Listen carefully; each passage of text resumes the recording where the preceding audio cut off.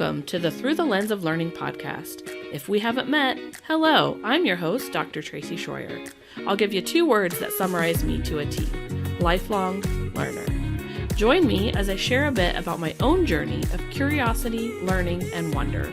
You'll also get to hear from some phenomenal individuals on what they're curious about learning and what they have to share too. Are you itching with excitement yet? I am, so let's get started.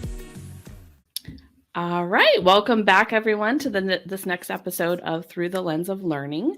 And today I have an amazing guest with me, Terry Godfrey. So Terry, welcome to the podcast. Thank you. Yeah, so let's get started. Terry, do you want to share just a little bit about yourself with the audience? Sure. Actually, I grew up in the southern part of West Virginia, down in the coal country of West Virginia, and found out really quick that I didn't want to be a coal miner, even in the early ages of high school, and I wanted to get an education, and I knew that I couldn't get that education beyond high school through my grades, so I had to use my athletic ability, and so actually went off to college, not necessarily on a football scholarship, but to play football, and I think that was about it. So I went to a small school in the southern part of the state called Concord College at the time. Was there about a month. The student body came on board.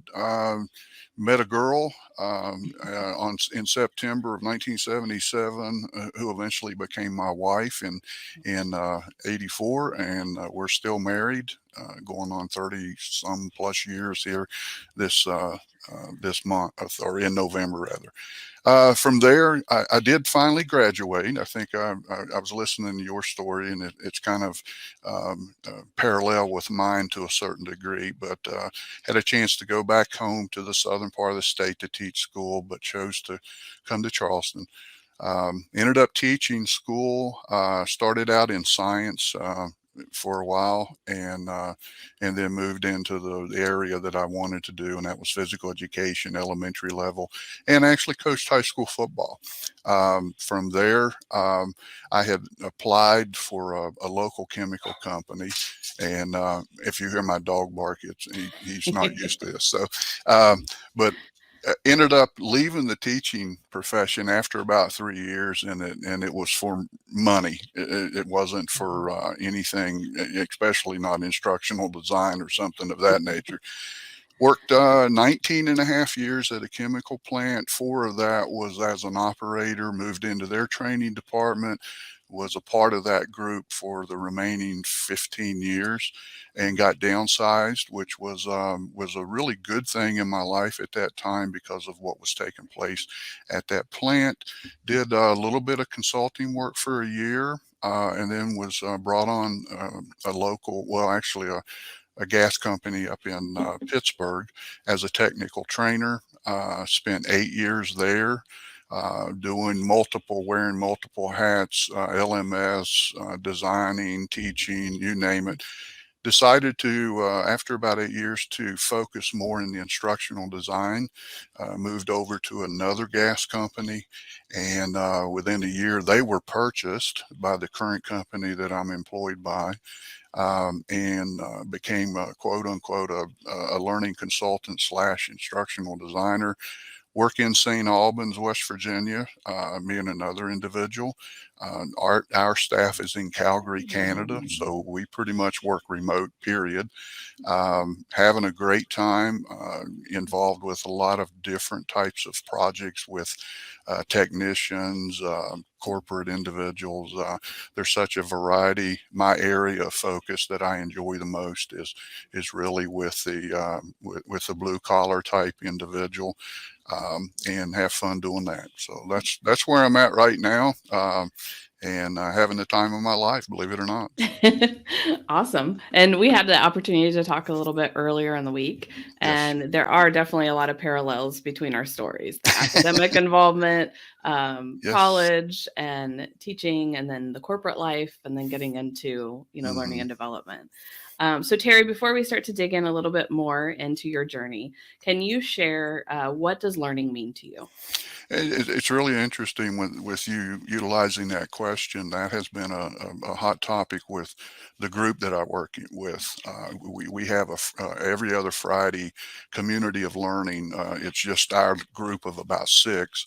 We meet for about an hour, and the topic of discussion for about the last 3 or 4 sessions has been learning, and we are challenged constantly to look a little bit more in depth to that particular area, because we do have an LMS system. We have hundreds of online courses.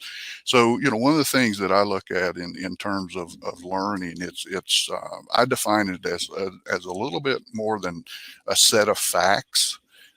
It's a way of satisfying someone's curiosity. I think it's their way of looking to probably do something beyond they're capable of doing at that present time. I don't think learning is done to you, if I could say it that way. I think it's a choice, and one of the big things it requires active participation upon the individual.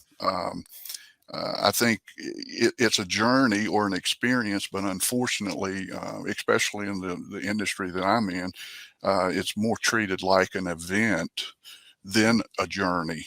And that is something that I'm working really hard at of trying to get changed, especially in the area um, uh, that I'm responsible for. One last thing, effective learning happens, I think, in the context of real life, real world tasks and issues and problems, and that's just day to day activities. I saw a quote the other day, which I wrote it down, and I forgot to write the guy's name down. So, but it says it's never been easier to learn what we need to learn. And when I saw that, it reminded me. My mother passed away last year, and I was a part of the estate. So we were cleaning out her house, and ran across the old encyclopedias that they had purchased for us way back in the early 70s and late 60s.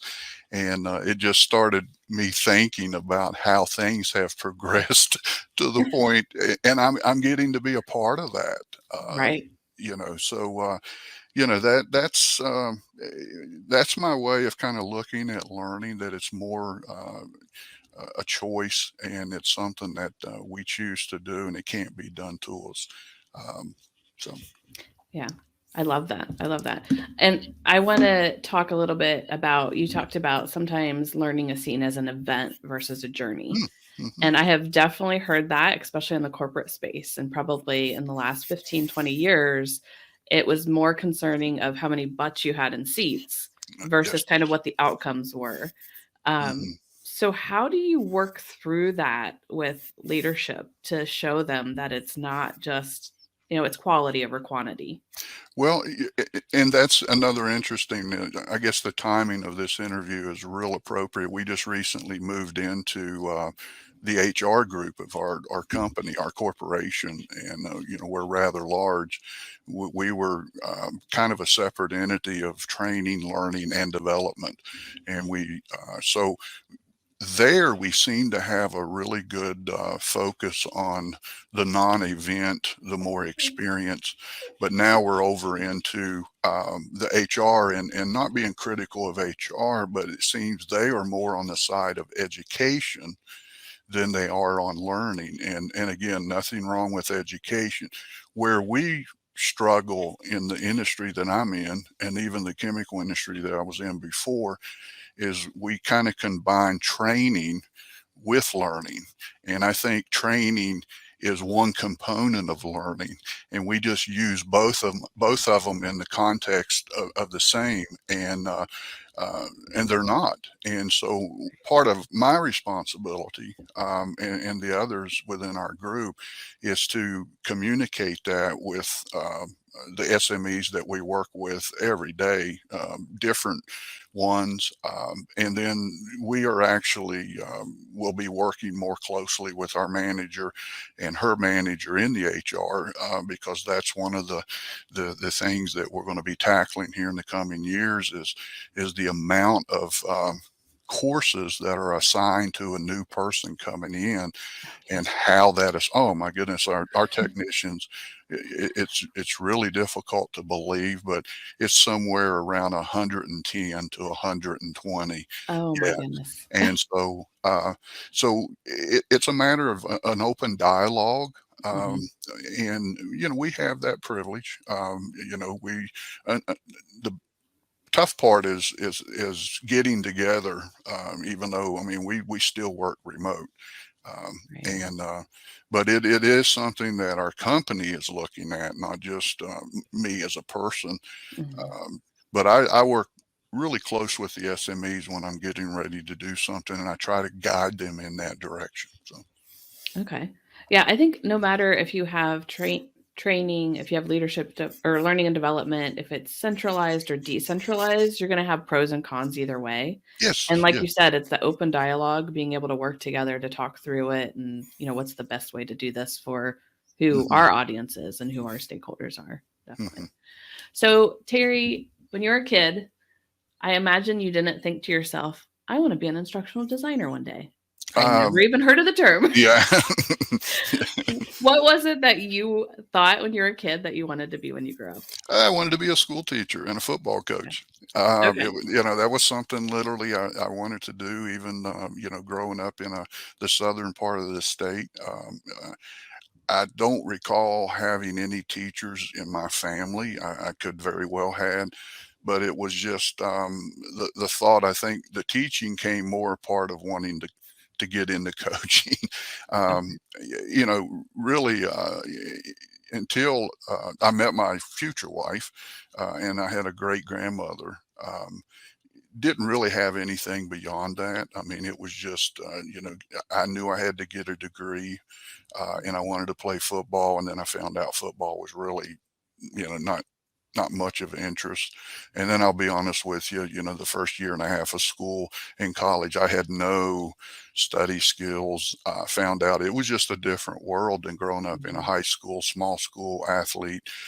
Didn't have to hardly even open books. So wanted Right. to be a school teacher, wanted to be a football coach, and was able to fulfill that.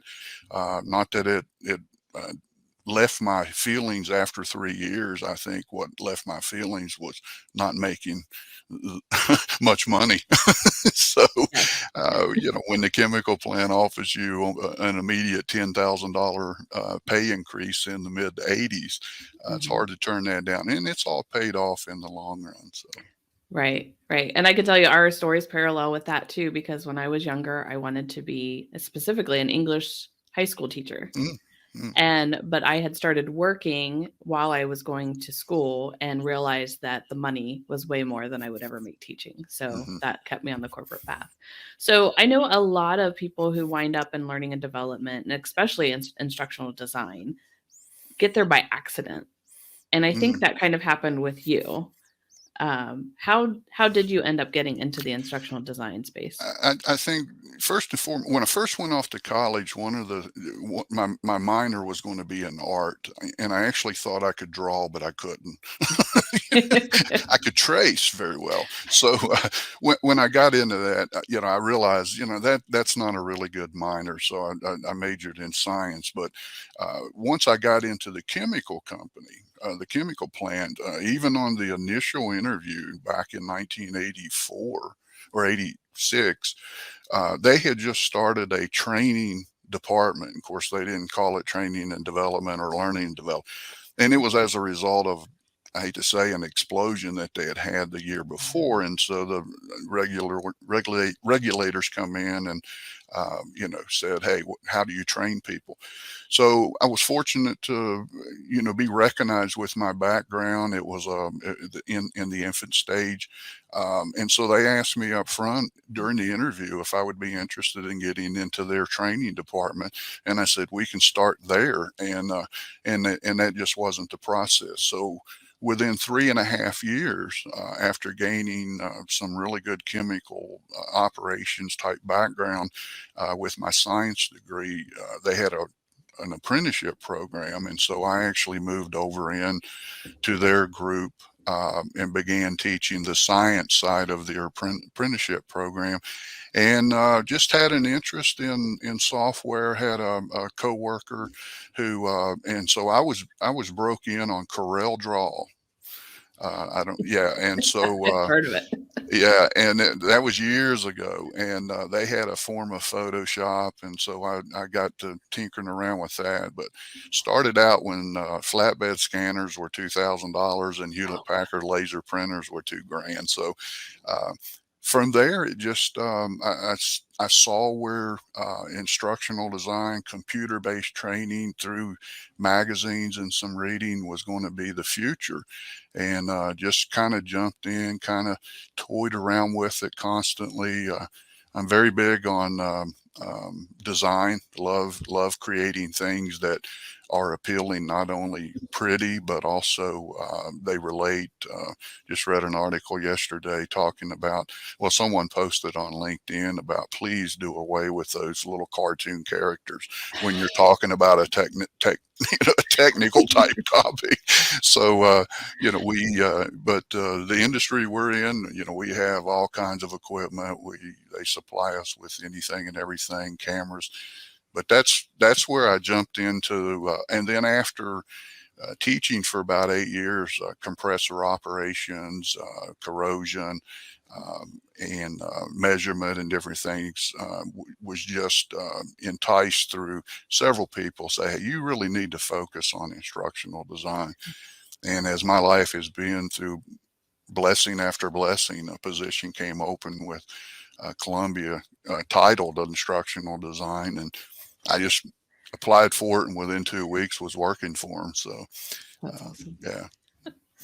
Very cool. And you have done a lot to learn more. You're very curious, getting out Hmm. there and gaining knowledge. Even when we talked, one of the topics you had mentioned was VR and AR. Hmm. So can you tell us like a little bit more about what those are, and Hmm. then also your journey to learn more about those and maybe what you were able to find available? I really don't have a technical definition of either one, No, that's but fine. yeah, but Your definition. yeah, I will talk about the virtual side of it, where that really came into play. I've never had a headset on. I've never been in a virtual environment.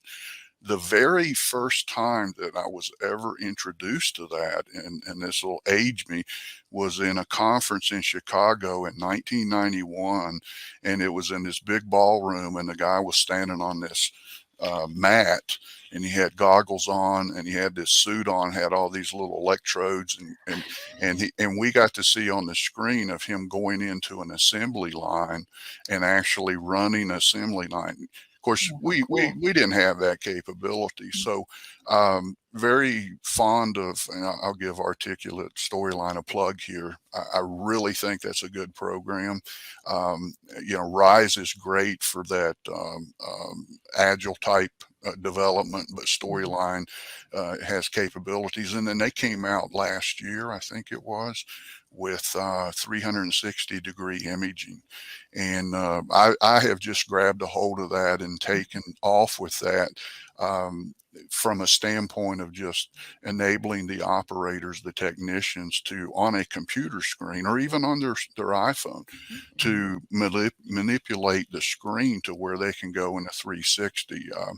In the process of creating a course now where it's in measurement, and it's how to perform the measurement on a particular piece of equipment. And they actually go into the facility through a series of 360-degree images, and they move around and click on items and watch videos, and then they exit the facility. And if I may share one more, next Uh-huh. Tuesday, myself, JB, and I were actually shooting video, 360 video and images and regular audio for a torque um, trailer that they purchased. And so the individuals will be able to actually go into this torque trailer and without goggles or anything and feel as if they're just standing there and they can move around and see all the equipment. So when I see that and think of that, one of the things that I've done pretty much all my career,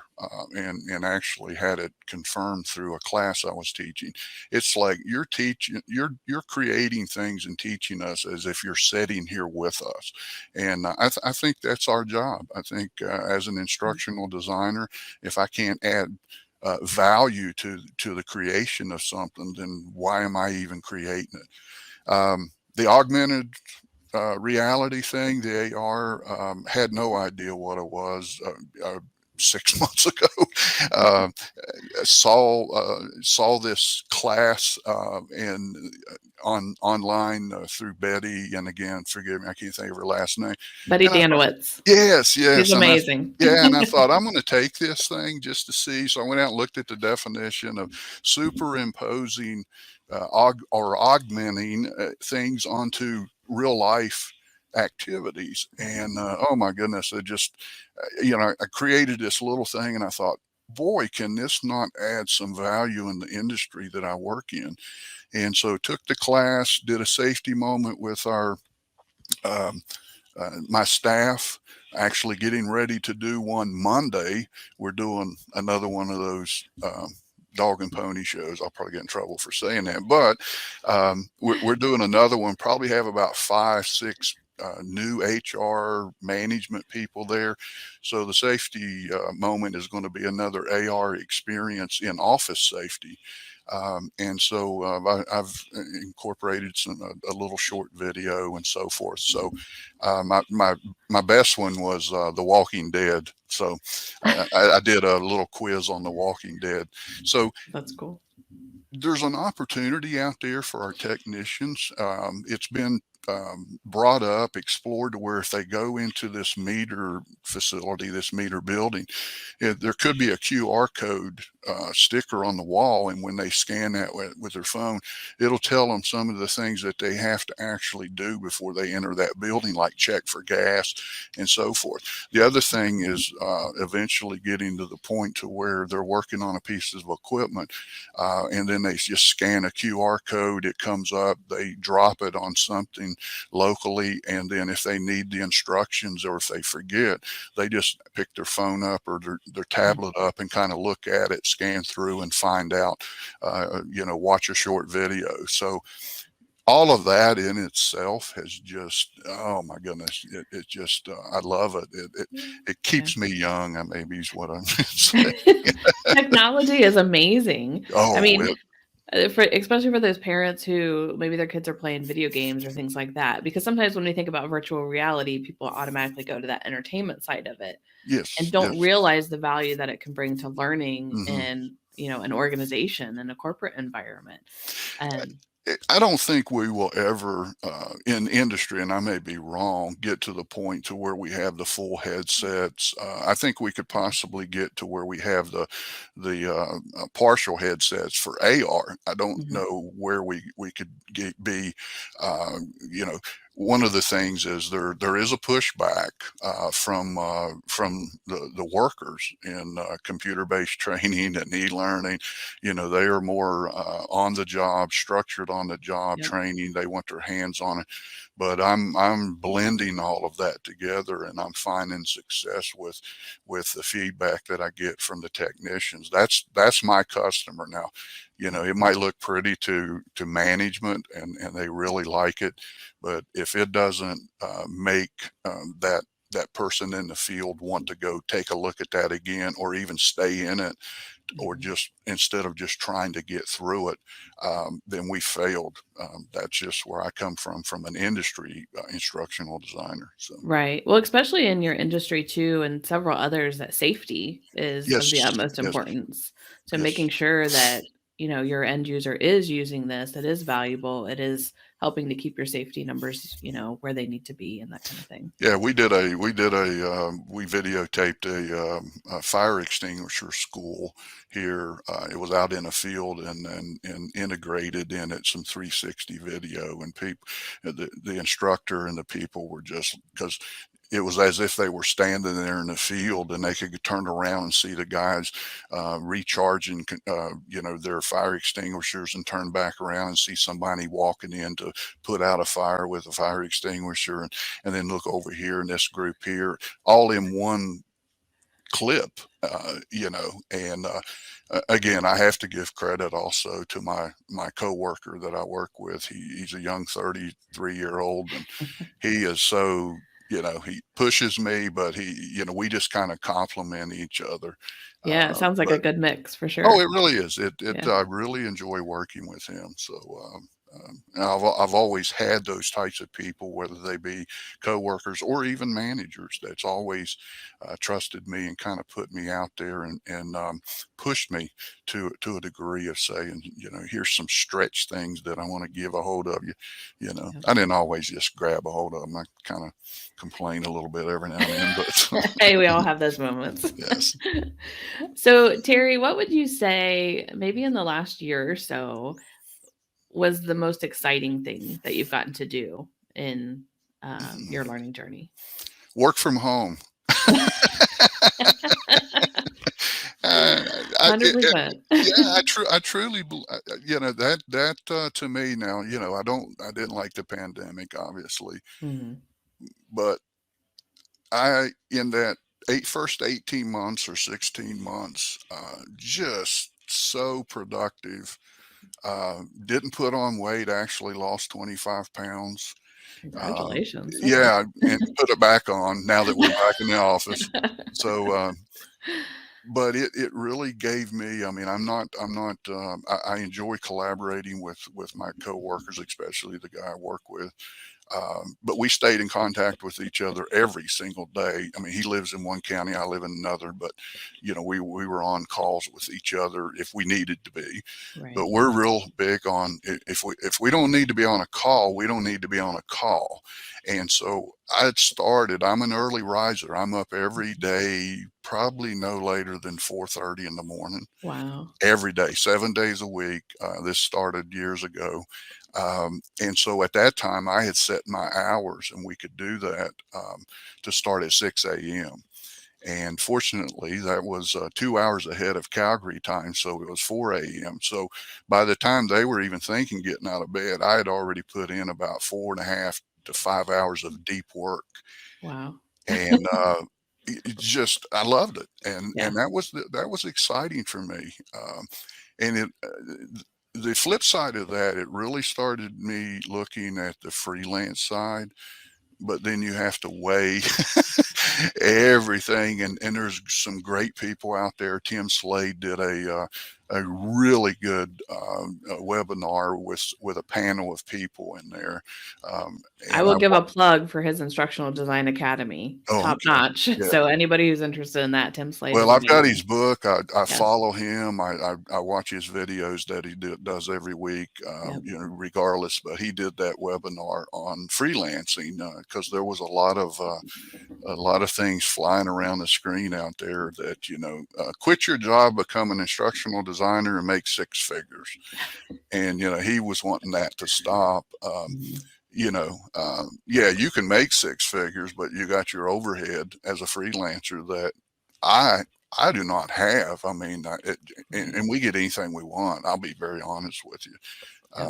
Yep. So that kind of went by the wayside. Other than there's some, I think, some side things that I want to begin doing locally here with the 360 camera, going in and visiting some hotels and see if they're interested in like That's a little exciting. photo shoot of 360 of their lobby, their rooms. And I've already kind of scoped it out a little bit, and just to see if they have them, and they don't. And so there's some playing around with that I want to do later on. But Right. I still like my home time, my downtime. Today's Saturday. After this, I probably won't do anything. Well, it's been raining for 4 days. So, Yeah, I do like the idea too on the side. Like, you don't have to be a full-time freelancer, or there's small projects you can do, whether they're mhm. paid or unpaid, Yes. because you're so curious about learning and you want to practice the 360. like you said, is there a hotel? Maybe it's a smaller chain or something that doesn't have those kinds of things. Mhm. They're going to get value. You're going to get the value in learning it. I love that. Mhm. That's The guy I work with, he's into drone photography now. He very does, cool.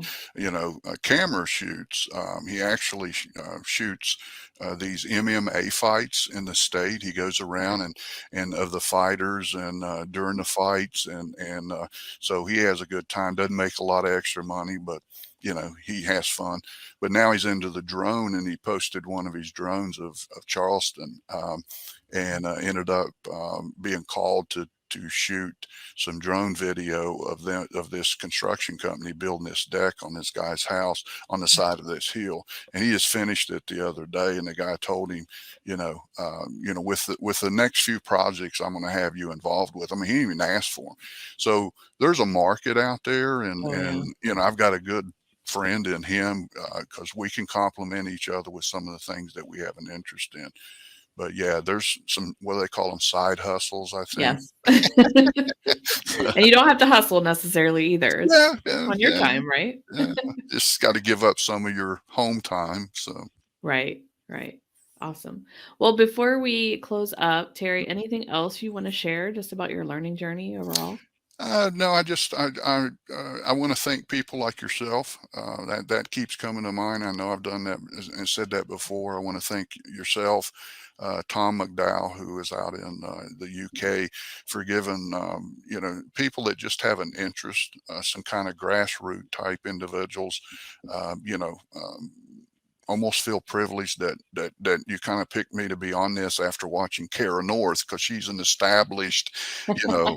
She's a good friend of mine. Oh, okay, okay. Yep. So that I want to thank yourself for that opportunity, and it's helped me to reach another milestone that I identified in January with my personal development.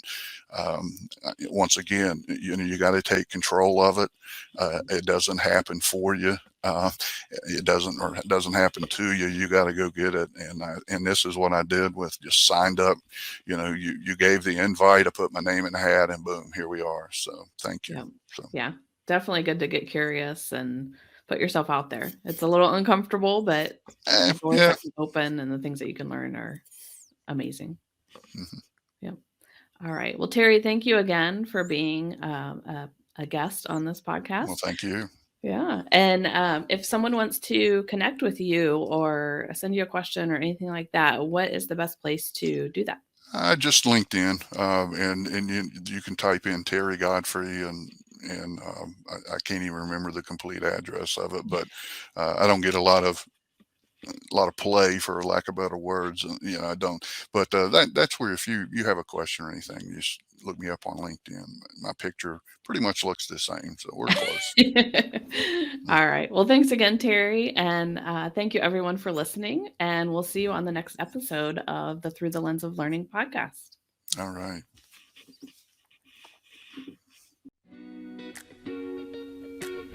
This podcast is brought to you by Upskill University. You can find more information about how to become part of the Upskill community for free, this and other episodes of the Through the Lens of Learning podcast, and more on the website at www.upskilluniversity.com. Thanks again for listening, and have an awesome day.